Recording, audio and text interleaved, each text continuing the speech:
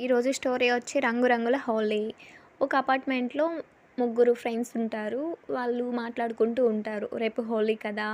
మనం హ్యాపీగా మంచిగా ఎంజాయ్ చేయాలి అంటే, అవును నాకు కలర్ గన్ కావాలి. నేను మా నాన్న దగ్గరికెళ్ళి తీయించుకుంటాను అని అనుకుంటూ ఉంటారు. ఆ! నేను తీయించుకుంటాను అని అందరు ప్లాన్ చేసుకొని కలర్ గన్ తీసి పెట్టుకుంటారు.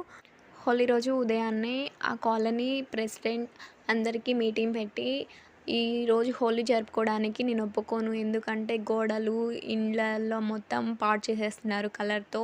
ఆ పెయింట్ అన్ ఆహ్, ఆహ్, ఆ రంగులనేవి పోవట్లేదు. అందుకని నేను ఒప్పుకోను.